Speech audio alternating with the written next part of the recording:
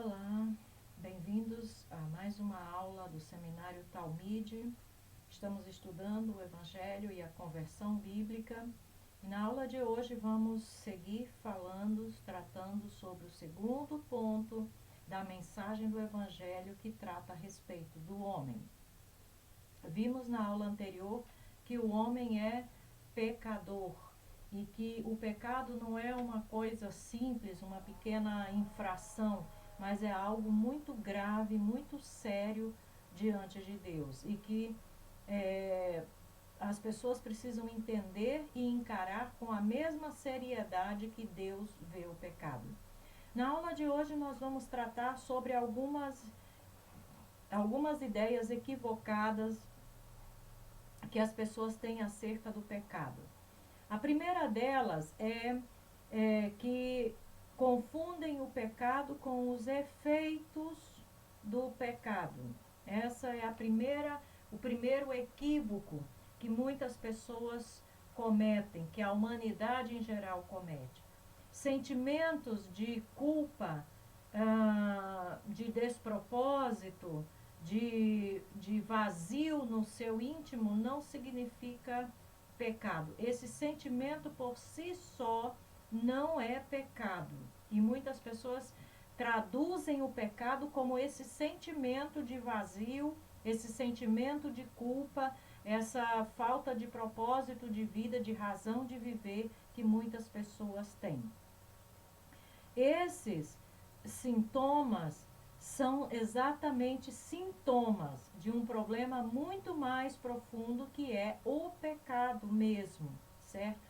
Então, o vazio, o sentimento de culpa, a falta de razão, motivo para viver, é sintoma do pecado, mas não é o pecado, é efeito do pecado. Isso faz com que as pessoas pensem que são vítimas e não criminosos injustos que merecem o juízo de Deus. Por isso que essa ideia não pode ser fortalecida. O pecado não é simplesmente um sentimento de culpa, de despropósito ou de vazio. Por quê? Porque exatamente faz com que a pessoa se sinta como vítima e não como culpado diante de Deus. E a Bíblia nos mostra que nós, como seres humanos, somos culpáveis, somos criminosos culpados diante de Deus e que merecem o juízo de Deus. Então esse é primeiro equívoco que se comete quando se trata do pecado. Apresentar o pecado simplesmente como esses sentimentos.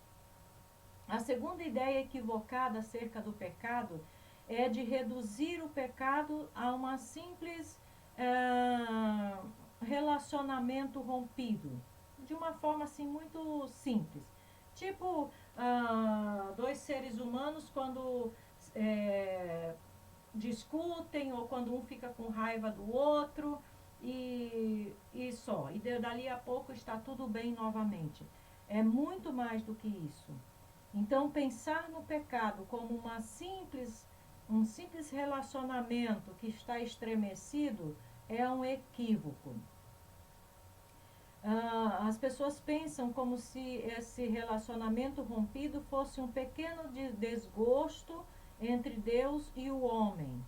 E que só o que se necessita é que simplesmente o homem se desculpe diante de Deus e que aceitemos o perdão de Deus e está tudo resolvido.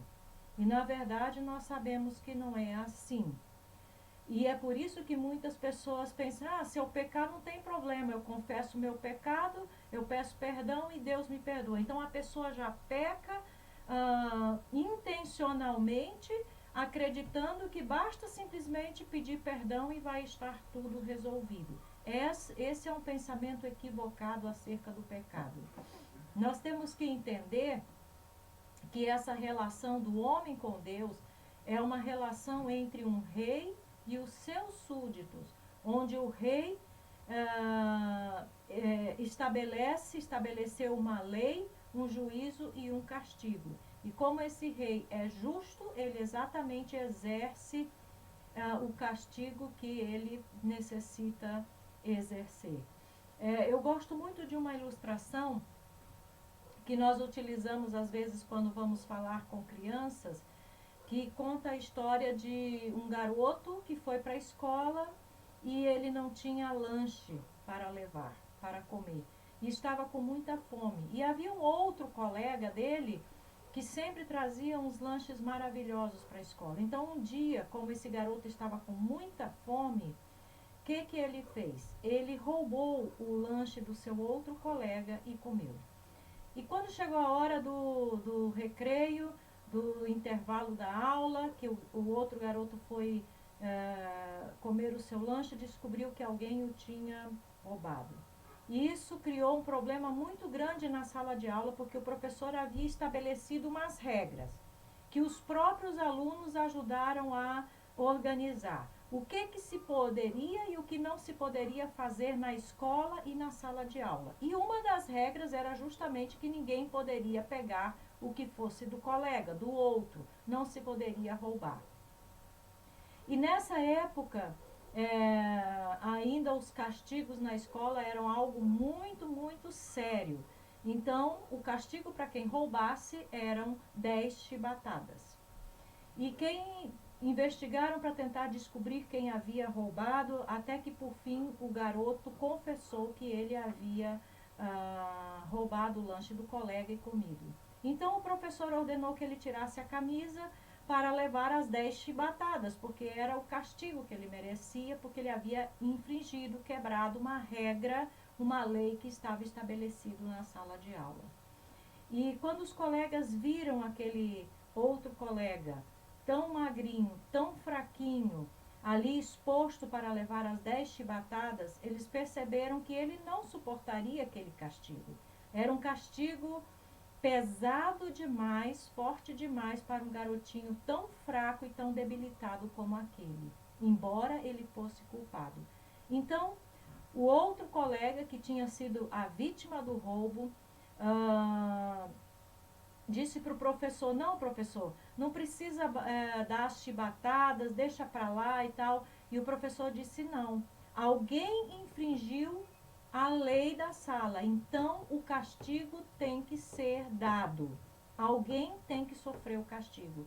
Então o menino que foi roubado, o que ficou sem o lanche, disse, então professor, eu tomo o castigo no lugar dele. E assim ele levou as 10 chibatadas no lugar do colega. Isso ilustra muito bem o que significa o juízo de Deus na vida do homem. Deus é justo. Ele estabeleceu uma lei, um princípio. E como o homem rompeu esse princípio, quebrou esse princípio, e não importam quais sejam as razões ou as justificativas que o homem queira dar, o castigo tem que ser executado para que a justiça de Deus seja satisfeita.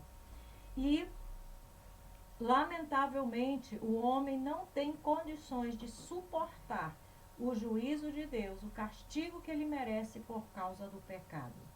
Então, temos que entender que a nossa relação com Deus é nesse nível de um rei que estabeleceu uma lei, um juízo e um castigo para quem não cumprisse a sua lei. O pecado, sim, é o rompimento de uma relação com Deus, mas que consiste muito mais do que isso, na rejeição da sua majestade real. Não é só adultério, é também rebelião. Não é só deslealdade, é também traição. O pecado não é mero rompimento de uma relação, é uma rebelião traiçoeira contra um rei justo, é uma traição, uma rebeldia contra um rei justo e bom. É isso que significa o pecado. Então, reduzir o pecado a uma simples relacionamento rompido, que você com umas palavras de desculpa está tudo resolvido, é um engano. A terceira ideia equivocada acerca do pecado é confundir o pecado com pensamentos negativos. E isso parece que está na moda ultimamente, né? O que mais nós encontramos por aí lamentavelmente, dentro das igrejas, sendo pregado acerca de pensamentos positivos, que temos que pensar positivamente. O pecado não são pensamentos negativos. Levar as pessoas a pensar que o pecado é simplesmente um pensamento ruim, um pensamento negativo, é induzir as pessoas a resolver todo o problema do pecado simplesmente com pensamentos positivos. E nós sabemos que isso não resolve o problema do pecado. Dizer que Jesus morreu para salvarmos de pensamentos negativos a respeito de nós mesmos é irrepreensivelmente antibíblico. É uma irresponsabilidade dizer que Jesus morreu simplesmente para nos salvar de pensamentos negativos. A Bíblia nos ensina que o homem pensa alto demais acerca de si mesmo. Você não vai encontrar, dificilmente uma pessoa reconhece quão grave é o seu pecado e quão grave é a sua situação, a sua condição de pecador diante de Deus.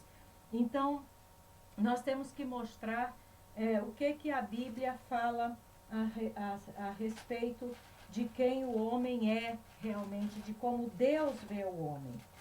Em Romanos capítulo 12, o versículo 3, diz assim: porque pela graça que me foi dada, digo a cada um dentre vós, que não pense de si mesmo além do que convém.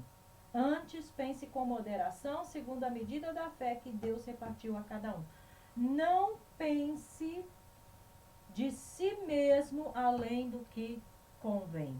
No Salmo 94, no versículo 11, Salmo 94, versículo 11, nós lemos: o Senhor conhece os pensamentos dos homens, que são pensamentos vãos. Em Isaías 59, livro do profeta Isaías, capítulo 59, no versículo 7, está escrito: os seus pés correm para o mal, são velozes para derramar o sangue inocente, os seus pensamentos são pensamentos de iniquidade. Nos seus caminhos há desolação e abatimento. Seus pensamentos são pensamentos de iniquidade. E há outros salmos onde Davi também mostra que o homem mau, perverso, ele pensa que ele pode fazer o que for, falar o que for, e que ninguém está vendo, e que ninguém tem nada com isso, que ninguém vai tomar nenhuma medida, nenhuma providência. Então, a Bíblia nos ensina que o homem não pensa corretamente acerca de si mesmo. Por isso nós temos que aprender a pensar e ver de acordo com o que a Bíblia fala. A quarta ideia equivocada acerca do pecado é confundir o pecado com os pecados, como já mencionei anteriormente.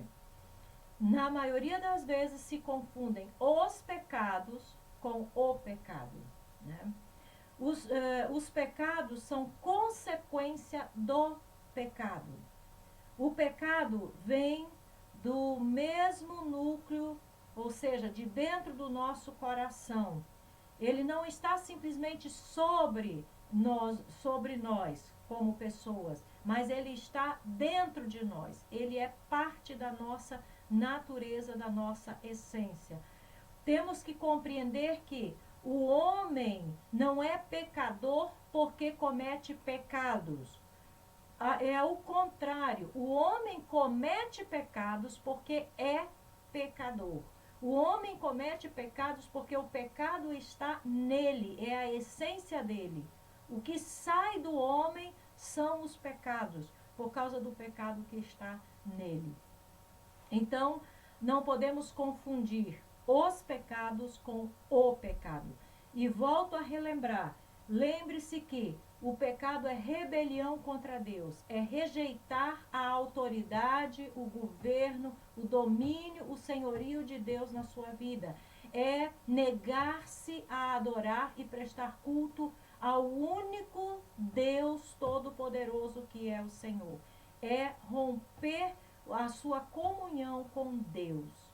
É não estar mais sob a autoridade de Deus. Isso é pecado. Rebelião contra Deus é pecado. E por causa disso, o homem comete os pecados. A Bíblia mostra que a natureza humana não é tão bonita como o homem pensa. A sujeira, o lixo, o pecado está dentro de nós como seres humanos, porque nós somos corruptos. As palavras pecaminosas e os atos pecaminosos não são simples acidentes isolados ou incidentes do caminho. Elas brotam de dentro do nosso coração, brotam da maldade do coração. Em Efésios capítulo 2, no versículo 3, Efésios 2, 3, Paulo escreveu: entre os quais também todos nós andamos outrora, segundo as inclinações da nossa carne, fazendo a vontade da carne e dos pensamentos, e éramos por natureza filhos da ira, como também os demais. Em Mateus capítulo 15, o próprio Jesus falando, no versículo 19, porque do coração procedem maus desígnios, homicídios, adultérios, prostituição, furtos, falsos testemunhos e blasfêmias. São estas as coisas que contaminam o homem, mas o comer sem lavar as mãos não o contamina. Então veja só, o pecado não é algo exterior ao ser humano, mas é algo interior. O pecado sai de dentro do homem e faz com que o homem cometa pecados. Então temos que tomar cuidado de não confundir o pecado com os pecados e dessa forma amenizar a culpa e a responsabilidade que o homem tem diante de Deus. Ainda a respeito de confundir o pecado com os pecados, temos que entender que cada parte da nossa existência humana está corrompida pelo pecado e, obviamente, está sob o poder do pecado. O nosso entendimento, a nossa personalidade, os nossos sentimentos, as nossas emoções e até mesmo a nossa vontade estão sujeitas, lamentavelmente, ao pecado. Em Romanos capítulo 8, Paulo fala sobre isso no versículo 7. Romanos 8,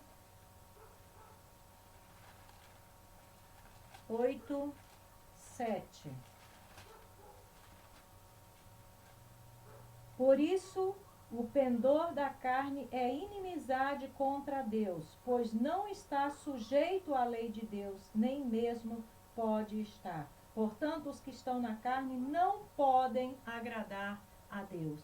E Paulo mesmo disse que o bem que ele queria fazer, ele não fazia. E o mal que ele não queria fazer, ele acabava fazendo. Por quê? Por causa do pecado, a natureza pecaminosa que está dentro do ser humano. Jesus não veio para nos salvar dos pecados, mas para nos salvar do pecado. Nós estamos mortos nos nossos delitos e pecados. Vamos ler Efésios capítulo 2, versículo 1 e o versículo 5. Efésios capítulo 2, versículo 1 e versículo 5. Ele vos deu vida, estando vós mortos em vossos delitos e pecados. E o versículo 5. E estando nós mortos em nossos delitos, nos deu vida juntamente com Cristo. Pela graça sois salvos. Jesus não veio para nos salvar simplesmente das consequências do pecado. Ele veio nos salvar do pecado mesmo. Ou seja, Jesus não veio nos salvar dos efeitos do pecado. Ele veio nos salvar da causa mesmo do pecado. E é isso que nós temos que entender. O juízo ativo de Deus contra o pecado. O que a Bíblia fala a respeito disso? A Bíblia mostra que todo mundo está sob o juízo de Deus. Em Romanos capítulo 3,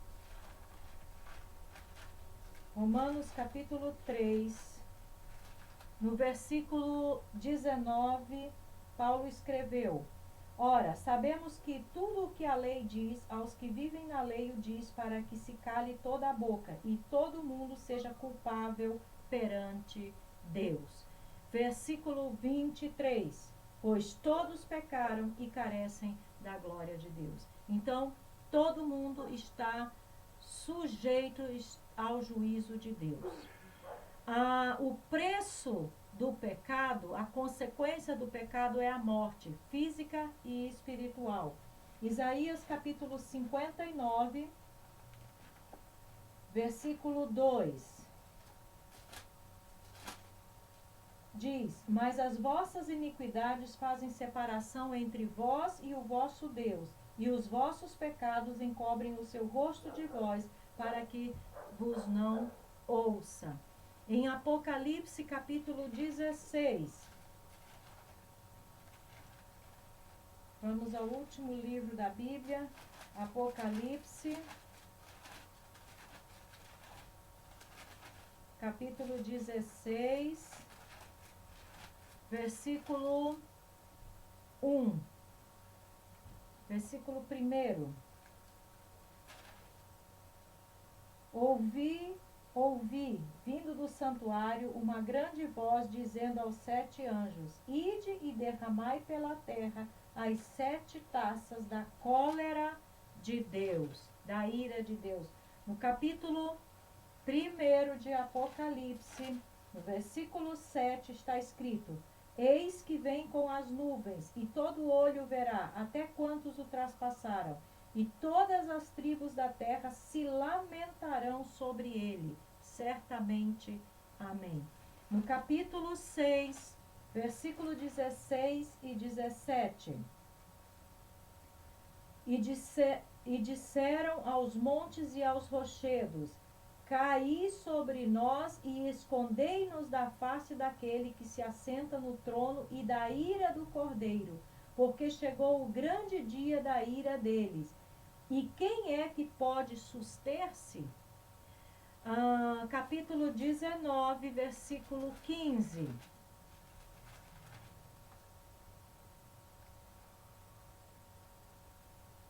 Sai da sua boca uma espada afiada, para com ela ferir as nações, e ele mesmo as regerá com cetro de ferro, e pessoalmente pisa o lagar do vinho do furor da ira do Deus Todo-Poderoso. Então, a consequência do pecado é morte.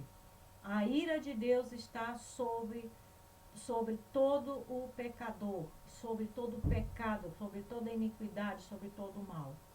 O destino final dos pecadores incrédulos que não se arrependem é o tormento eterno e consciente chamado inferno.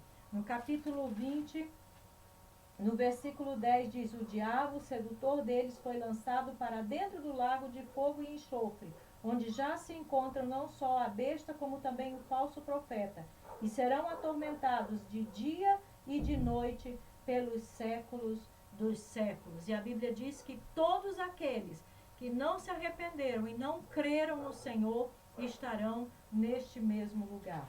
E no Evangelho de Marcos, no capítulo 9, no versículo 43, também está registrado o seguinte: Marcos 9, versículo 43. E se a tua mão te faz tropeçar, corta-a, pois é melhor entrares maneta na vida do que, tendo as 2 mãos, ires para o inferno, para o fogo inextinguível. Há um tormento eterno, e a Bíblia em muitas outras passagens fala sobre isso, para aqueles que não se arrependem dos seus pecados. A Bíblia fala acerca do juízo de Deus contra o pecado de forma aterradora e assustadora. Temos que falar do inferno porque a Bíblia fala dele e porque ele é real. A maioria dos pregadores hoje, das pessoas dos evangelistas, de quem anuncia a palavra de Deus, é omitir essa parte. A maioria não gosta de falar desse assunto, porque, obviamente, as pessoas também não gostam desse assunto. Mas precisamos falar. O inferno é real e o juízo de Deus é real contra o pecado. O homem não é um pequeno transgressor da lei. Ele é culpado. Ele cometeu algo terrível contra Deus, rebelando-se contra ele. Então, precisamos anunciar corretamente o que a Bíblia fala e como a Bíblia fala do pecado, como ela trata o pecado. E que possamos ser fiéis em pregar o Evangelho como realmente a Bíblia ensina. Não podemos omitir nem amenizar a seriedade do pecado no homem. E por isso é tão importante estudarmos e conhecermos este assunto para realmente pregarmos a verdade da palavra de Deus. Que o Senhor te abençoe e até a nossa próxima aula.